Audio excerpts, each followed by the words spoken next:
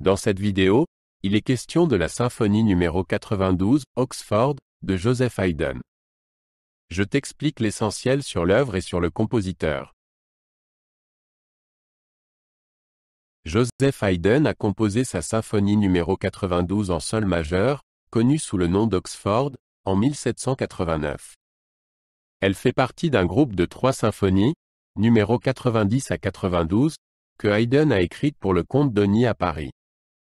Le surnom, Oxford, vient du fait que Haydn a dirigé cette symphonie lors de la cérémonie de remise de son doctorat honoris causa à l'université d'Oxford en 1791. Cette symphonie montre la maîtrise mature de Haydn dans la composition symphonique et est considérée comme l'une de ses œuvres les plus importantes dans ce genre. La symphonie, Oxford, suit la structure classique en 4 mouvements. Le premier mouvement est un adagio, allegro spiritoso de forme sonate, commençant par une introduction lente. Le deuxième mouvement est un adagio cantabile en ré majeur. Le troisième mouvement est un menuet avec trio. Le quatrième mouvement, un presto final, amène l'œuvre à une conclusion brillante et pleine d'énergie.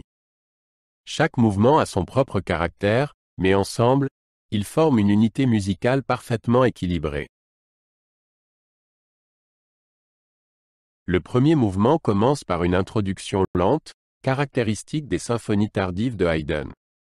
Cette introduction crée une atmosphère d'attente et de tension avant de passer à l'allegro spiritoso animé. Haydn utilise ici habilement des moyens harmoniques et rythmiques pour éveiller l'intérêt de l'auditeur et le préparer à la partie principale du mouvement.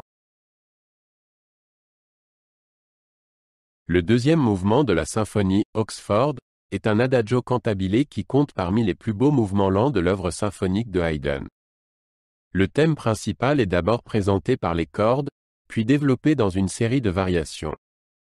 Haydn montre ici sa capacité à exprimer des émotions profondes tout en préservant la structure formelle du mouvement.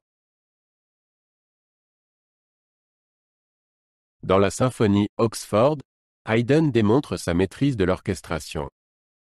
Il utilise un orchestre classique typique de l'époque, mais utilise les instruments de manière particulièrement créative.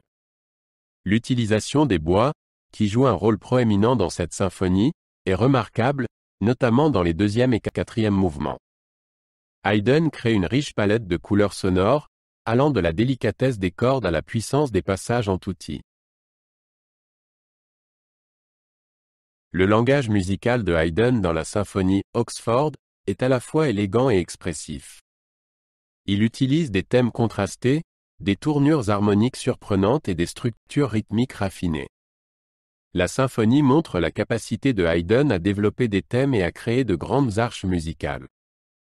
La manière dont il traite les motifs à travers tous les mouvements, créant ainsi une unité interne à l'œuvre, est particulièrement remarquable. Le troisième mouvement, un menuet avec trio, montre la capacité de Haydn à combiner des formes traditionnelles avec des idées novatrices. Le menuet est puissant et énergique, tandis que le trio offre un fort contraste. Haydn joue ici avec les attentes de l'auditeur en introduisant des tournures rythmiques et harmoniques inattendues.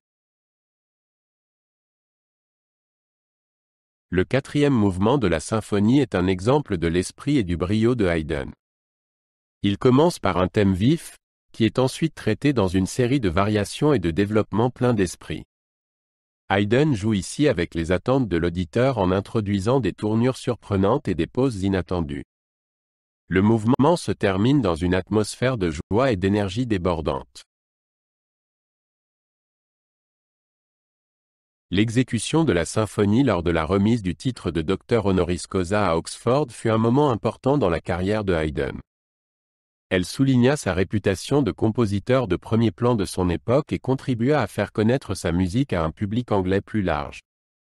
La symphonie fut accueillie avec un grand enthousiasme et consolida la position de Haydn dans le monde musical international.